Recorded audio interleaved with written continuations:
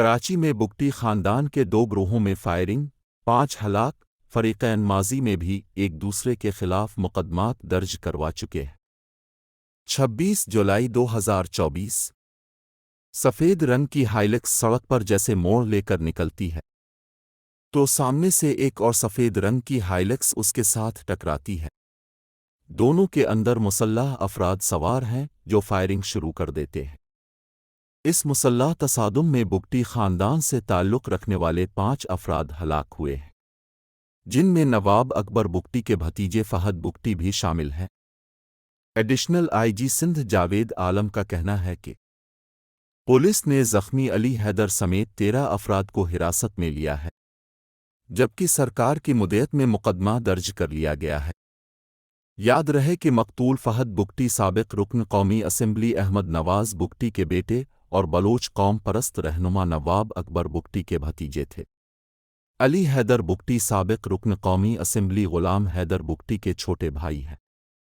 ان کے ایک بھائی ذوالفقار بگٹی ڈیرہ بگٹی کے ناظم رہ چکے ہیں، جبکہ نواب اکبر بگٹی ان کے ماموں تھے۔ D I G south Asad Raza کے مطابق 11:15 بجے یہ واقعہ خیابان نشاط میں پیش آیا، جہاں فہد بگٹی کی رہائش ہے۔ اس تصادم میں فہد بگٹی اور ان کا ایک ساتھی، جبکہ دوسری طرف سے علی حیدر بگٹی کے 2 بیٹے میر معصم بگٹی، میر عیسیٰ بگٹی اور ایک گارڈ ہلاک ہو گئے۔ درج FIR کے مطابق میر عیسیٰ کو سینے پر سامنے سے گولی لگی، معصم بگٹی کو سر، سینے، پیٹ اور بائیں ہاتھ پر گولی لگی، جبکہ فہد بگٹی کو جسم کے مختلف حصوں پر 4 گولیاں لگیں۔ پولیس کے مطابق فریقین ماضی میں مختلف الزامات کے تحت ایک دوسرے کے خلاف مقدمے درج کرا چکے ہیں۔ کراچی پولیس کا دعویٰ ہے یہ تصادم ذاتی دشمنی کا نتیجہ ہے اور دونوں گروپس آپس میں کزن ہیں جن کی تکرار کافی عرصہ سے چل رہی تھی۔ ایڈیشنل آئی جی جاوید عالم اوڈھو کا کہنا تھا کہ انہیں کچھ شہادتیں ملی ہیں جن کی تفصیلات مکمل تحقیقات کے بعد شیئر کریں گے۔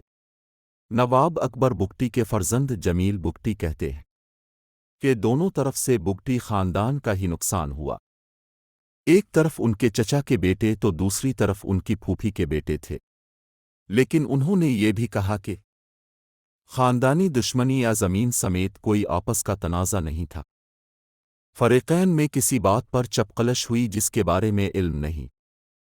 ایڈیشنل آئی جی جاوید عالم اوڈھو سے جب جمیل بگٹی کے بیان کے تناظر میں سوال کیا گیا کہ بگٹی خاندان تو کہہ رہا ہے کہ کوئی دشمنی نہیں تھی، تو پولیس کس بنیاد پر یہ دعویٰ کر رہی ہے؟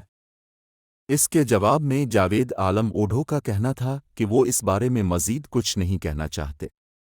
دوسری جانب کلفٹن پولیس کے ایک SP کے مطابق مقتول فہد بگٹی اور محسن بگٹی ماضی میں ایک دوسرے کے خلاف دھمکیاں دینے کے الزامات کے تحت مقدمات درج کرا چکے ہیں، جو کراچی کے درخشاں اور ساحل تھانے میں درج ہیں۔